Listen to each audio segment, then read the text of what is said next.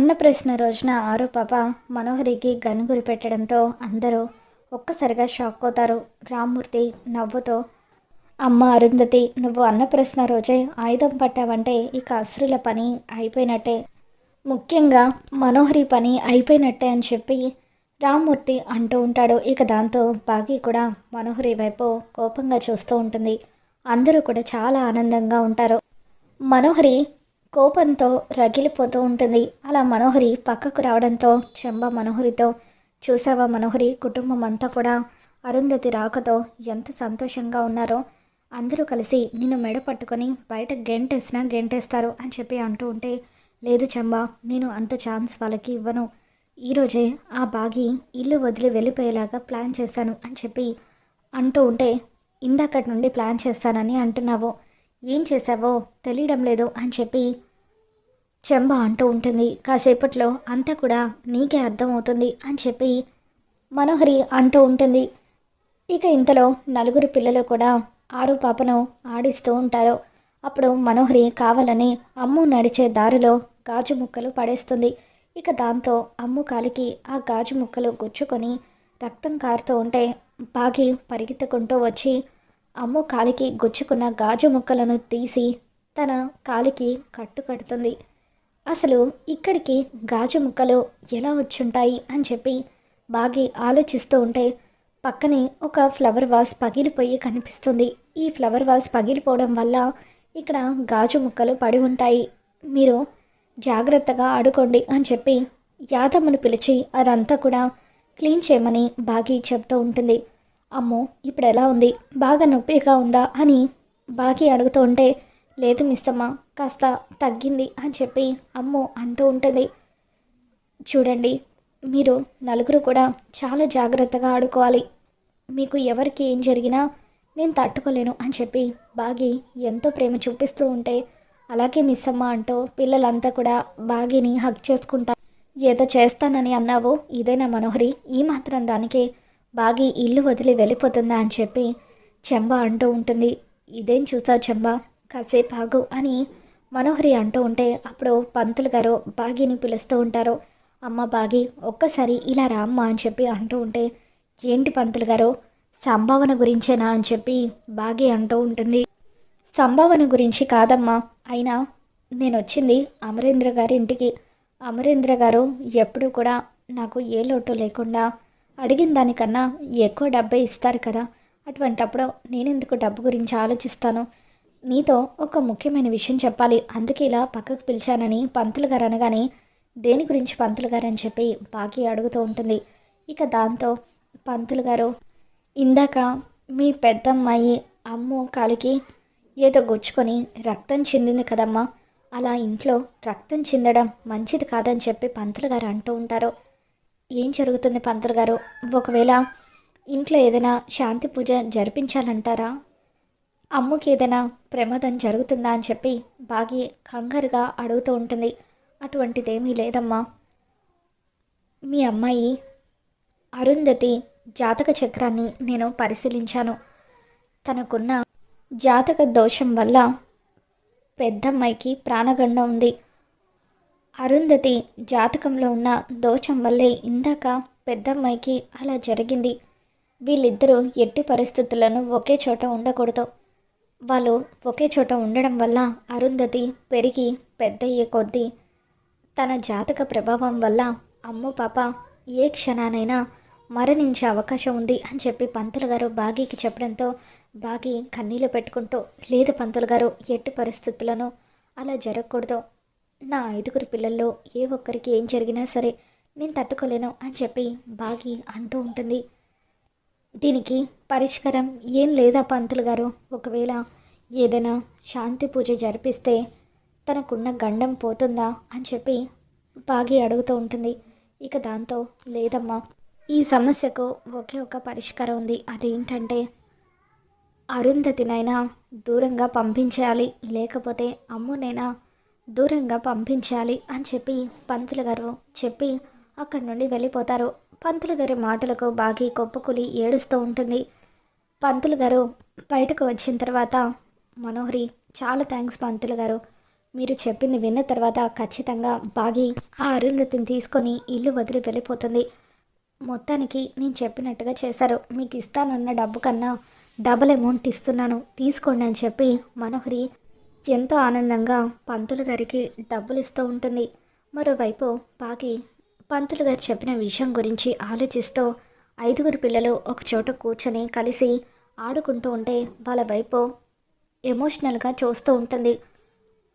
ఆరు అక్క మళ్ళీ నా కడుపున జన్మించిందని మేమంతా కూడా చాలా సంతోషంగా ఉన్నాము. కానీ పంతులు గారు చెప్పిన విషయం విన్న తర్వాత నాకు చాలా భయం వేస్తుంది.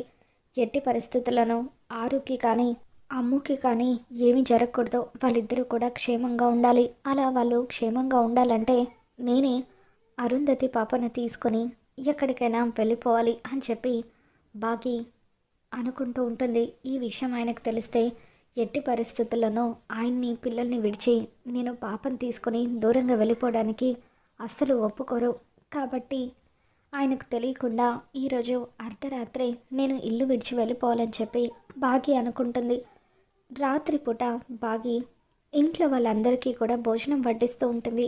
ఎప్పుడు ఎంతో యాక్టివ్గా ఉండే బాగి ఆ రోజు డల్గా ఉండడంతో ఏమైంది బాగి, ఎందుకు అలా ఉన్నావని చెప్పి అమర్ అడుగుతూ ఉంటాడు. ఏం లేదండి, ఉదయం ఫంక్షన్ జరిగింది కదా, కాస్త అలసిపోయాను, అందుకే అలా ఉన్నానని చెప్పి బాగి అంటూ ఉంటుంది. బాగి డల్గా ఉండడం అమర్ గమనిస్తూనే ఉంటాడు. రాత్రిపూట పిల్లలందరినీ పడుకోబెట్టిన తర్వాత ఆరు పాపని కూడా పడుకోబెట్టిన తర్వాత బాగి మాత్రం నిద్రపోకుండా చాలా సీరియస్గా ఆలోచిస్తూ ఉంటుంది. ఆయన పడుకున్న తర్వాత పాపను తీసుకొని ఎక్కడికైనా దూరంగా వెళ్ళిపోవాలి అని చెప్పి బాగి అనుకుంటూ ఉంటుంది. ఇకప్పుడు మనోహరి కూడా మెలకుతోనే ఉండి ఆ బాగి ఈరోజు ఇల్లు వదిలి వెళ్ళిపోవడం ఖాయమని చెప్పి ఎప్పుడెప్పుడు బాగి ఇంట్లో నుండి వెళ్ళిపోతుందా అని చెప్పి ఎదురు చూస్తూ ఉంటుంది. రాత్రిపూట అమర్ పడుకున్న తర్వాత అమర్ కాళ్ళకు నమస్కరించి బాగి అరుంధతి పాపను ఎత్తుకొని బ్యాగ్ తీసుకొని నెమ్మదిగా ఇంట్లో నుండి వెళ్ళిపోతూ ఉంటుంది. చివరిసారిగా 4 పిల్లల్ని ఒకసారి చూసుకొని అలా గుమ్మం దాటి బాగి వెళ్తూ ఉంటే మనోహరి ఎంతగానో ఆనందపడిపోతూ ఉంటుంది. వెళ్ళిపోవే, వెళ్ళిపో, ఇంకెప్పుడు కూడా అమర్ జీవితంలోకి రాకో, ఏదో ఒక విధంగా ఈ 4 కూడా హాస్టల్కి పంపించేస్తే నువ్వు ఇంట్లో నుండి వెళ్ళిపోతే అప్పుడు ఇంట్లో అమర్ ఒక్కడే ఒంటరిగా ఉంటాడు. ఒంటరిగా ఉన్న అమర్ని నేను సొంతం చేసుకుంటాను అని చెప్పి మనోహరి ప్లాన్ వేస్తూ ఉంటుంది. ఎట్టి పరిస్థితులను తన కుటుంబానికి మనోహరి కుట్ర వల్ల దూరం అవ్వకూడదని భావించిన ఆరు పాప గట్టిగా ఏడవడం మొదలు పెడుతుంది. ఇక దాంతో ఆరు పాప ఏడుపు విని అమర్ నిద్ర లేచి పరిగెత్తుకుంటూ కిందకు వస్తాడు. అమర్ కిందకు వచ్చేసరికి బాగి బ్యాగ్ పట్టుకొని బయటకు వెళ్ళిపోతూ అమర్కి కనిపించడంతో అమర్ ఒక్కసారిగా షాక్ అవుతాడు. బాగి, ఈ టైంలో నువ్వు బ్యాగ్ తీసుకొని పాపను తీసుకొని ఎక్కడికి వెళ్ళిపోతున్నావు? అంటే ఇల్లు వదిలి వెళ్ళిపోతున్నావా? ఎందుకు ఇటువంటి నిర్ణయం తీసుకున్నావో? కారణం లేకుండా నువ్వు ఇంత పని చేయవో? ఏం జరిగిందో చెప్పు, లేకపోతే నా మీద ఒట్టే అని చెప్పి అమర్ అంటూ ఉంటాడు. బాగి ఒక్కసారిగా అమర్ని హక్ చేసుకొని పంతులు గారు చెప్పిన విషయం గురించి అమర్కి చెబుతూ ఉంటుంది. ఇక దాంతో మనోహరి ఎవరికైతే నిజం తెలియకూడదు అనుకున్నానో వాళ్ళకి నిజం తెలిసిపోయింది. ఇప్పుడు అమర్ ఏం చేస్తాడో ఏంటో అని చెప్పి మనోహరి టెన్షన్ పడిపోతూ ఉంటుంది. ఎట్టి పరిస్థితుల్లోనూ ఆరు పాప వల్ల అమ్ముకి ప్రమాదం జరగకూడదు, అందుకే ఇల్లు వదిలి వెళ్ళిపోవాలని నిర్ణయం తీసుకున్నానని చెప్పి బాగి ఏడుస్తూ ఉంటుంది. ఇక దాంతో వద్దు బాగి, నువ్వు బాధపడద్దు, ఈ విషయం గురించి నేను ఏదో ఒక నిర్ణయం తీసుకుంటానని చెప్పి అమర్ అంటూ ఉంటాడు. ఇక దాంతో మనోహరి అమర్ ఏ నిర్ణయం తీసుకుంటాడో ఏంటో అని ఆలోచిస్తూ ఉండగా తర్వాత రోజు ఉదయాన్నే పిల్లలంతా కలిసి టిఫిన్ చేస్తూ ఉండగా అమర్ అమ్ము వైపు చూస్తూ, అమ్మో, ఇంతకుముందు నువ్వు ఒకసారి హాస్టల్లో ఉండి చదువుకుంటానని అన్నావు కదా అని అంటూ ఉంటే, అవును డాడ్, అప్పుడంటే మిస్ అమ్మ మంచితనం తెలియక నేను హాస్టల్కి వెళ్ళిపోవాలని అనుకున్నాను. కానీ ఇప్పుడు మిస్ అమ్మని నేను కూడా అర్థం చేసుకున్నాను. నాకు ఇక్కడ అంతా బాగానే ఉంది డాడ్, నేను ఎక్కడికి వెళ్ళను, ఇక్కడే ఉండి చదువుకుంటాను అని చెప్పి అమ్ము అంటూ ఉంటుంది. ఇక దాంతో నెక్స్ట్ ఇయర్ నుండి నువ్వు 10th క్లాస్ కదా అమ్మో, నీకు కాస్త మార్క్స్ కూడా తగ్గుతున్నట్టుగా అనిపిస్తుంది, అందుకే నిన్ను హాస్టల్కి పంపించాలని డిసైడ్ అయిపోయాను. రేపే నేను హాస్టల్లో జాయిన్ చేస్తున్నానని చెప్పి అమర్ అంటూ ఉంటాడు. ఇక దాంతో ప్లీజ్ డాడ్, వద్దు డాడ్, అక్కని పంపించేయొద్దు అని చెప్పి అంజు, ఆనంద్, ఆకాష్ వీళ్ళంతా కూడా అంటూ ఉంటారు.